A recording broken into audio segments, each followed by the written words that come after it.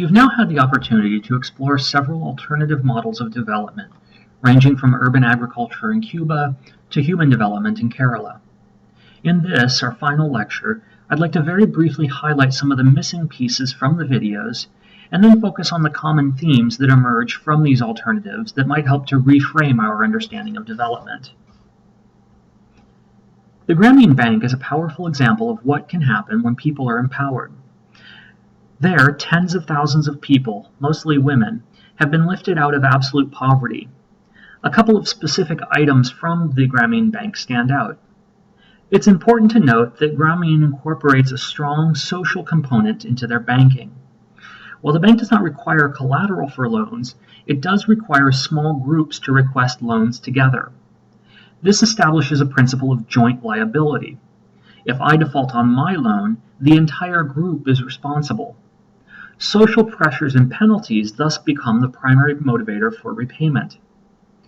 The bank also requires borrowers to abide by 16 decisions, social obligations extended as part of the loan process. These decisions commit the family to discipline, unity, courage, and hard work, the four principles of the bank. But they also extend to broader obligations outside the traditional credit sector. For example, borrowers commit themselves to maintain their house, grow and eat vegetables, keep their families small, keep the environment clean, and to refrain from the practice of dowry. These social commitments have positive impacts, particularly in terms of female empowerment. They also have important village-level spillover effects. More specifically, almost half of all Grameen borrowers have crossed the World Bank's official poverty line of $1.25 per day. However, most remain relatively poor, with family incomes of less than $2 per person per day. But there are also limits to the Grameen model. While the World Bank and the United Nations have promoted the Grameen Bank's model of microcredit around the world, most efforts to replicate the Grameen experience in other countries have failed.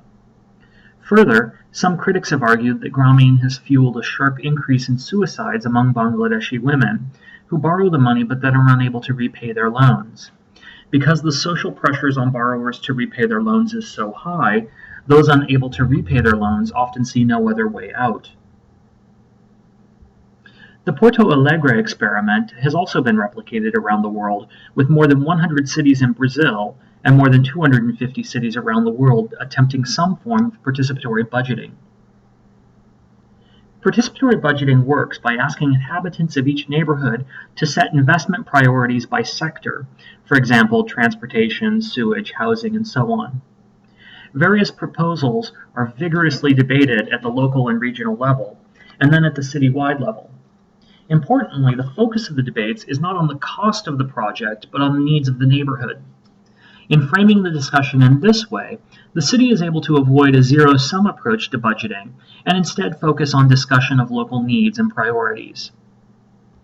To ensure fairness in the process, other factors are incorporated into decision-making. Distribution of resources is based on the population affected by the project, the infrastructure needs of the neighborhoods, and the priority placed on the project by the neighborhood itself. These factors are then weighted, and a final distribution is determined. As this graph shows, community priorities have gradually shifted over time. Sewage, which was a major concern early on in the process, has declined in importance. Education, social welfare have become more important over time, while housing and transport have remained consistently important throughout. As a result of this process, Porto Alegre has made some pretty remarkable achievements. The proportion of households with access to water and sewage has increased dramatically. The number of children in public schools has also increased, as has the rate of paving roads. Perhaps most surprisingly, likely as a result of increased transparency affecting motivation to pay taxes, tax revenue paid to the city has increased by nearly 50%. What made the Porto Alegre model possible?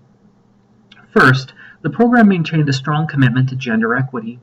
Childcare is provided at all meetings to ensure that women are able to attend and participate, for example. As we've noted in other modules and was observed in the Porto Alegre video this week, empowering women was central to the success of the experiment. Second, the program also depended on local governments, it also depended on local governments' willingness to give away control over its most important task, that of budgeting. This required considerable political will on the part of the local governments, as well as a willingness among the citizens of Porto Alegre to invest the time and energy necessary to make that system work. And what of the limits?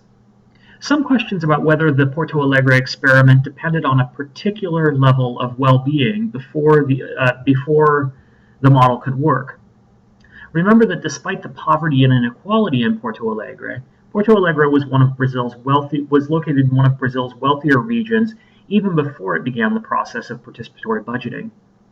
While Porto Alegre has certainly mobilized more people into the budgeting process than has traditionally been the case elsewhere, they have also expressed some problems mobilizing some segments of the population, particularly those living in the unregulated zones or the slums, into participation. And finally, while Porto Alegre has made remarkable achievements in particular areas, it has never developed into a comprehensive approach to development in the community. There was, in other words, no long-term plan or goal around which development could be framed. Rather, development itself was conceptualized as a series of shorter-term projects which may or may not contribute to longer-term economic growth or human development. So what common themes emerge from across these models? There are several, I think. First, it's clear that each case drew on the specific conditions of the region in which the model was being deployed. Each was rooted in the local conditions, informed by local histories, and drawing on local customs, values, and beliefs. The Grameen Bank drew on the personal relationships between members of the local communities, using those relationships in lieu of more traditional forms of collateral. Rwanda's gender equity depended in part on the tragic events of the 1994 genocide. And Havana's urban gardens were motivated, indeed necessitated, by the withdrawal of Soviet support at the end of the Cold War. In each case, local communities responded to the specific needs articulated in the community and structured their efforts around their lived realities. They were, above all, then, locally defined. Second, each was also pragmatic in their approach to development. Rather than adopt a single, uniform, and comprehensive model that could be applied, they drew on local experiences and selected bits and pieces for change. In this sense, they are not explained by looking at modernization or dependency theory or even at the Washington or Beijing consensus. Rather, they drew the best pieces from the various models and adapted them to local conditions in a piecemeal way. Third, each embraced a wider understanding of development, not confined to one single sphere or sector. They certainly moved beyond traditional understandings of development rooted in economistic measures like gross domestic product per capita. Rather, they embraced a more complex understanding that spanned economic, social, and human development. They were similarly cognizant of the limits of their approaches. None were proclaiming that they had found a universal model that could be applied around the world or across various sectors. Rather, they defined their success in local experiences, the number of women elected to office, the number of neighborhoods with access to water and sanitation, the number of people who could read, and so on. Fourth, each of the cases took inequality, particularly gender inequality, seriously. All started from the premise of ensuring full and equal participation of all members of society, and then took concrete steps to ensure that such participation could occur. None cast inequality as an afterthought.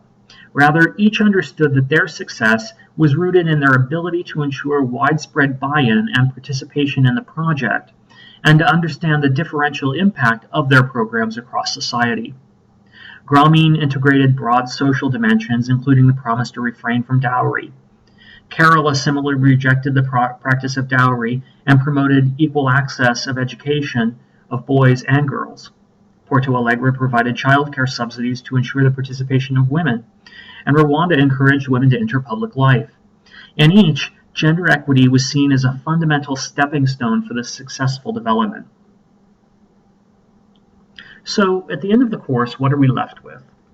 As a global community, we face numerous challenges.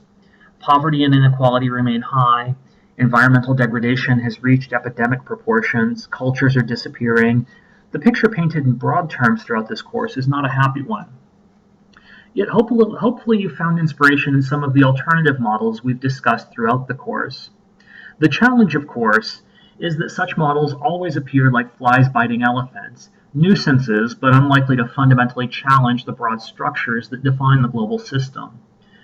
But small changes, collectively, can present alternative visions that redefine what is possible.